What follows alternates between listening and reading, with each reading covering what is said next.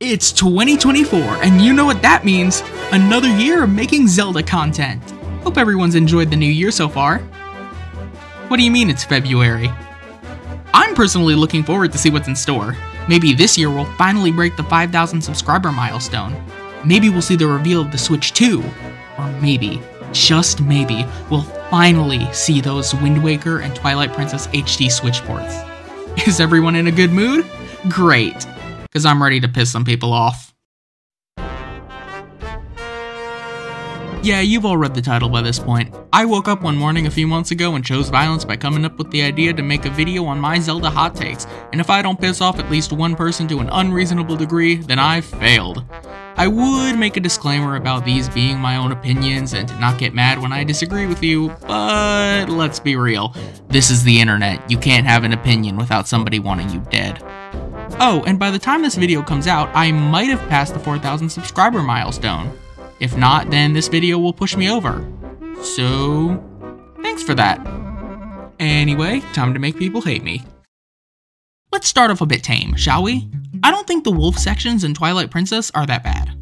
For those of you who haven't played Twilight Princess, 3 segments of the game require you to play as Wolf Link in order to collect Tears of Light to cleanse the area of Twilight. A lot of people dislike these sections for different reasons, though the most common complaint that I've seen is the combat. As a wolf, Link doesn't have a lot of combat options. He can bite enemies as a normal attack, and if you hold down the attack button, he can attack all enemies within the energy field that Midna creates.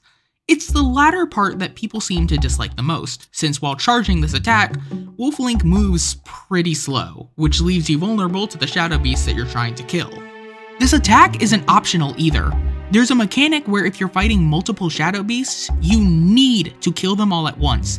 If you leave one of them alive, it will let out a cry and resurrect its fallen friends.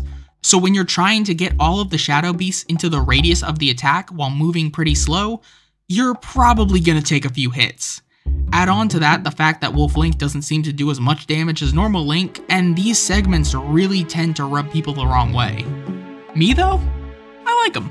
I agree with the complaint that moving while charging your AoE attack is far too slow, and I agree that the Tears of Light segments are repetitive, with the only one that feels a bit different being the Lake Hylia segment, where the final bug is a boss, but I've always kind of found these segments charming in a way. To me, there's something novel about the idea of Link being forced into a form that he's unfamiliar with to cleanse an area of Hyrule of the Twilight. It feels sort of like a callback to Majora's Mask, where the Hero of Time had to utilize different forms in order to stop Majora and save Termina from destruction. And it's fitting that the Hero of Time is guiding the Hero of Twilight in the form of the Hero's Shade throughout the game. And for those of you who still don't like these segments, I'll give you a different way to look at them. These are the segments where Midna rides you, and I can guarantee you that there is a number of people watching who wants Midna to ride them, if you know what I'm saying. Let's turn up the heat a bit, shall we? I think Ocarina of Time is one of the weaker 3D Zelda games in terms of gameplay. Look, I get it. Ocarina of Time is the quintessential Zelda game. It's pretty much what most of the fandom wants from a Zelda game. But we can't keep pretending that everything about it is perfect. Also, as a side note, I intend to do a full video on my thoughts about Ocarina of Time sometime in the future, so this segment won't be too in-depth. One of my main problems with Ocarina is the movement. I don't know if I'm going crazy or something, but going back to Ocarina of Time after playing Breath of the Wild and Tears of the Kingdom, Link just feels so sluggish. This isn't so bad in some of the smaller areas of the game like Kakariko Village, but it's probably the worst in Hyrule Field. To get from one place to another, you need to go through Hyrule Field, a large, empty field that just isn't all that fun to move through. Sure, in 1998, it was probably really damn impressive, but in 2024, yeah, this kinda sucks. And the 3DS remake doesn't do it much better. It's just open and empty with a few things here and there, like a rock to bomb to find a heart piece. Going through it does get a lot better once you unlock Epona, but until then, it's just a slog. Hell, there's hardly anything to fight apart from the pose when you're an adult and the Style Children at night. Now, obviously, some of you are probably down there in the comments typing, well, the game's 25 years old and it is the first 3D Zelda game, so obviously some things didn't age well. And you're right. However, I would go as far to say that Majora's Mask, a game that is 2 years younger than Ocarina and made with the exact same engine, doesn't have these issues to the same degree as Ocarina. One of these fixes is immediately present when you leave Clocktown: Termina Field. While Termina Field is smaller than Hyrule Field, its smaller size actually helps it in this case. Because it's smaller, things are closer together, such as entrances to the different areas, but also trees, rocks, and other things. It makes the whole place look and feel a lot better. Movement is also a lot better in Majora's Mask. While Link does move at the same pace as he does in Ocarina, Termina Field being smaller means that he doesn't take as long to get from one place to the next. Not only that, but you have several different options for movement. Rolling and riding Epona, like in Ocarina, but also spinning as a Deku, rolling as a Goron, and of course, the bunny hood. Hell, if we really want to get controversial, I don't think the story is that great. Sure, it's good, but when compared to other games in the series like Wind Waker, Skyward Sword, or, once again, Majora's Mask, it feels very standard. Obviously, as a Zelda fan, I have to appreciate Ocarina of Time for everything it brought to the series, especially its story. This was one of the first times that the series really started to experiment with its storytelling, creating a plot about traveling through time in order to stop Ganondorf. For what it is, it's a fun journey from start to end. For me though, I never really feel invested in the story when I play. I don't really know how to put my thoughts here into words, but I'll try my best. Compared to the stories of the other 3D games, and hell, even the stories of the games before it, Ocarina's story just feels very safe, for lack of a better word. It tells a story that, in my opinion, doesn't take a lot of risks. It sends you from point A to point B in a streamlined fashion until you can stab the pig, giving you very little reason to deviate from the main path. Now, let's compare that to Wind Waker. While Wind Waker is also pretty streamlined, you're given more of an incentive to explore. Unlike Ocarina, Wind Waker doesn't take you to every place on the map. There's a vast ocean full of different islands for you to explore, and while a good handful of them don't have anything more than a heart piece, it's honestly just fun to sail around and see everything that the game has to offer. In terms of story, I think Wind Waker has a far better call to action for Link than Ocarina. Link isn't born into his role as the hero because of destiny or being chosen by the gods. He starts his journey after the Helmarock King kidnaps Errol. He has a personal reason to go on his quest. He wasn't chosen by the gods. He had to prove to the gods that he was worthy of being a hero. His entire journey feels personal. Compare that to Ocarina, where Link's call to action is being told to take a rock to the princess. Link doesn't really have any personal stakes in the events of Ocarina. He goes on his quest because he was told to, and he becomes the hero because that's what the gods decreed would happen. I do have a few more thoughts about Ocarina, but again, I really want to save them for their own dedicated video. So maybe I'll piss some more people off then. I think we all remember the unmatched levels of hype leading up to the release of Tears of the Kingdom. We were finally going to get some answers about the Zonai, Link had some crazy new abilities, and best of all, the return of Ganondorf after nearly 17 years. However, when the game came out, a lot of people took issue with how Ganondorf was handled. One of the biggest complaints that I saw at the time was how Ganondorf seemed to lack a lot of the character that he had in his past appearances, as if he was just made to be a villain who was evil for the sake of being evil. Hell, I still see posts like this nowadays, and every time I do, the only thing I can think of is, so he's the same as he's always been then? Yeah, I'm gonna be honest here. Ganondorf has never been an interesting villain to me. He's iconic, yes, and it was awesome to see him return in tears after so long, but I never felt disappointed by him because, to me, he felt pretty much the same as he always has. In every game, his goal is always the same. What's his goal in Ocarina of Time? To take the Triforce and use it to take over the world. What's his goal in Wind Waker? To take the Triforce and use it to take over the world. What's his goal in Twilight Princess? To take the Triforce and use it to take over the world. And just to cover all my bases, what's his goal in Hyrule Warriors? Say it with me now. To take the Triforce and use it to take over the world. You at least have to give him some credit in Tears of the Kingdom for doing something different. Instead of wanting this MacGuffin to rule the world, he wants these MacGuffins to destroy the world. Hell, he doesn't even have a motive outside of I'm evil in any of his appearances. The only example of a motive that I keep seeing people apply to Ganondorf is those few lines at the end of Wind Waker. And even then, it takes him from a one-dimensional character to a 1.5-dimensional character. And without opening a whole separate can of worms, the idea that he tried to take over Hyrule and Ocarina for his people makes no sense because we still see the Gerudo living in the desert when Link is an adult. If he had truly done this for his people to live anywhere but the desert, then why is he living it up in a castle while playing an organ while the Gerudo are still suffering and...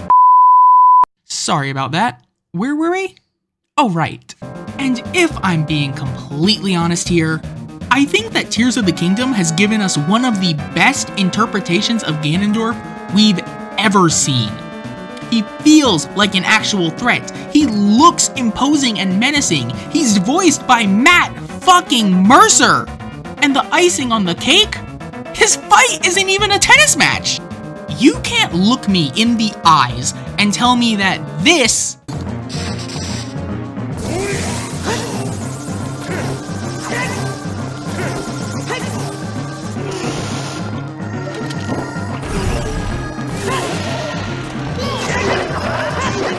is a better fight than this.